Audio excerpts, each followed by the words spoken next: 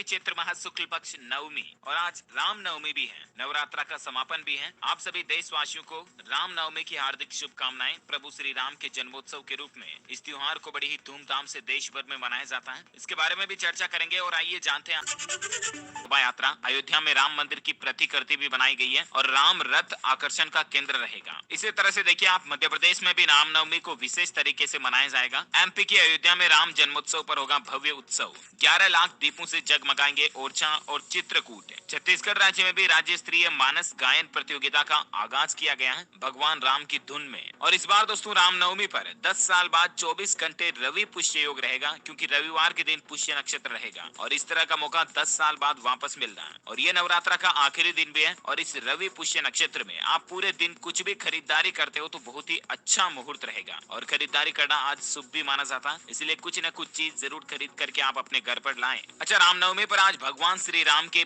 जन्मोत्सव पर कई सारी माताएं बहनें हमारे देश में व्रत भी रखती हैं। और इस बार दोस्तों रामनवमी पर त्रिवेणी और रवि पुष्य योग में पूजा होगी। ज्योतिषाचार्यों द्वारा अति शुभ मुहूर्त जो पूजा का है वो निकल कर आ रहा है दोस्तों 10 अप्रैल को सुबह 11:10 से दोपहर 1:32 तक अति शुभ मुहूर्त रहेगा भगवान श्री राम की पूजा वगैरह करने के लिए। इसके बाद अगर आप करते हो तो विजय मुहूर्त रहेगा दोपहर 2:30 बजे से लेकर दोपहर 3:30 बजे तक। ओके, तो ये रामनवमी से संबंधित कुछ महत्वपूर्ण जानकारी आप की तरफ।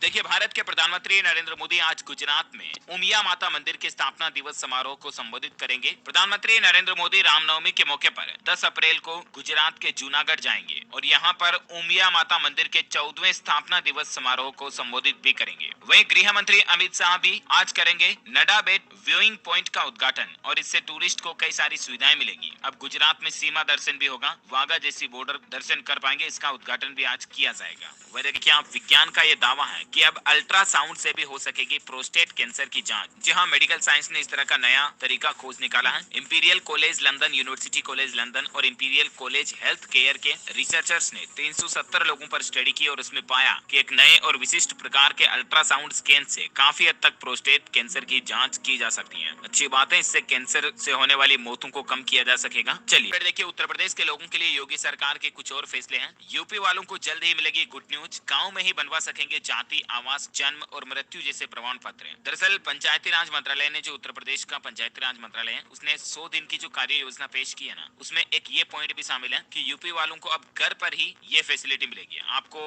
जन्म प्रमाण पत्र, मृत्यु प्रमाण पत्र, जाति प्रमाण पत्र, निवास प्रमाण पत्र, इस तरह का कोई भी सर्टिफिकेट बनवाना है तो गाँव में ही बन जाएगा। आपको कहीं भी कार्यालय में, किसी सरकारी कार्यालय में, जिला कार्यालय, तहसील में नहीं जाना है, गाँव में ही हो जाएगा, है ना। उत्तर प्रदेश में जल्द ही योगी सरकार इस तरह की फैसिलिटी शुरू करेगी। और इसके अलावा सीएम योगी का ये भी कहना है कि हम हर वादा निभाएंगे। अब उत्तर प्रदेश में बुजुर्ग महिलाओं के लिए बड़ा ऐलान करते हुए यूपी की सभी रोडवेज बसों में यात्रा को फ्री कर दिया है। 60 साल से ऊपर के बुजुर्ग महिलाओं का अब यूपी रोडवेज बसों में 1 रुपया भी किराया नहीं लगेगा। इसके अलावा देखिए दूसरे कार्यकाल का एक और फैसला, अब तलाकशुदा बेटी भी फैमिली पेंशन की हकदार होगी। योगी सरकार 2.0 की तरफ से एक अहम फैसला लिया गया। ऐसे बेटी जिसका तलाक हो चुका है वो भी फैमिली पेंशन पाने की हकदार होगी। इसके लिए वित्त विभाग की तरफ से शासनादेश भी जारी कर दिया गया है। जानकारी के लिए बता दूं, केंद्र सरकार ने जुलाई 2017 में ही ये व्यवस्था कर दी थी और यूपी में भी अब ये सिस्टम लागू हो चुका है। अच्छा, यूपी के जैसे देखिए दोस्तों मध्य प्रदेश के लोगों को सरकार ने एक बड़ी सुविधा दी है। अब आप किसी भी बैंक में जीवन प्रमाण पत्र जमा करा सकेंगे। पेंशनर्स को सरकार की तरफ से ये तोहफा दिया गया है, यानी कि आपके चाहे पेंशन खाता किसी भी बैंक में हो, ठीक है ना, उसके बावजूद भी आप किसी भी बैंक में अपना लाइफ सर्टिफिकेट सबमिट कर पाओगे। मतलब वही मध्य प्रदेश के लोगों के लिए एक और अच्छी खबर देखिए आप, कुपोषण से निपटने के लिए सरकार का बड़ा फैसला है। अब मिड डे मील में मिलेगा फोर्टिफाइड चावल। जी हाँ, बच्चों की कुपोषणता को कम करने के लिए मध्य प्रदेश सरकार की तरफ से ये भी एक अच्छा फैसला लिया गया। आंगनबाड़ी, स्कूलों वगैरह में जो मिड डे मील का खाना मिलता है ना, उसमें फोर्टिफाइड राइस बांटने का फैसला किया। इसके अलावा मध्य प्रदेश में छत्तीसगढ़ शिक्षा विभाग ने बड़ा कदम उठाया है। भीषण गर्मी से बच्चों को स्कूल से राहत दी गई है। दरअसल छत्तीसगढ़ के शिक्षा विभाग का कहना है कि अभी गर्मी बहुत ज्यादा पड़ रही है, तो पहली से 8वीं तक के बच्चों को 15 अप्रैल के बाद स्कूल में उपस्थिति होना अनिवार्य नहीं होगा। यानी कि बच्चों की उपस्थिति की अनिवार्यता को समाप्त कर दिया है। 15 अप्रैल के बाद 8वीं के जो पहले से लेकर 8वीं तक के जो बच्चे हैं ना, वो अगर चाहे तो स्कूल ना भी आए तो कोई दिक्कत नहीं, उनकी एब्सेंट नहीं लगाई जाएगी, है ना, छत्तीसगढ़ राज्य में। अच्छा, शुरू करेगी। और इसके अलावा सीएम योगी का ये भी कहना है कि हम हर वादा निभाएंगे। अब उत्तर प्रदेश में बुजुर्ग महिलाओं के लिए बड़ा ऐलान करते हुए यूपी की सभी रोडवेज बसों में यात्रा को फ्री कर दिया है। 60 साल से ऊपर के बुजुर्ग महिलाओं का अब यूपी रोडवेज बसों में 1 रुपया भी किराया नहीं लगेगा। इसके अलावा शासन ने ये भी आदेश जारी किया, हिमाचल की सुजानपुर मस्जिद में अब लाउड स्पीकर में नहीं पढ़ा जाएगा नमाज वगैरह वगैरह ये जो मुस्लिमों द्वारा अजान पढ़ी जाती है वो लाउड स्पीकर में नहीं पढ़ी जाएगी, क्योंकि परीक्षाओं के चलते बच्चों का ध्यान भंग होता है, इसीलिए प्रशासन की तरफ से ये आदेश जारी किया गया। अच्छा, वहीं हिमाचल में अब 60 साल वालों को भी पेंशन मिलेगी। अधिसूचना जारी हो चुकी है। इसको लेकर सामाजिक सुरक्षा पेंशन की राशि को भी सरकार ने बढ़ा दिया। हिमाचल के मुख्यमंत्री जयराम ठाकुर की तरफ से इस बात की घोषणा की गई है। इसमें 60 साल की उम्र वाले लोगों को भी इसका फायदा मिलेगा। अब पेंशन क्या है मिलेगी, कितने कितने रुपए, तो आप देख सकते हैं। 60 से 69 आयु वर्ग के पुरुष और महिलाओं को 1000 रुपए हर महीने, वृद्धावस्था पेंशन 1150 रुपए, 70 साल से ज्यादा आयु वर्ग के वरिष्ठ नागरिकों को 1700 रुपए और विधवा, एकल नारी, दिव्यांग को 1150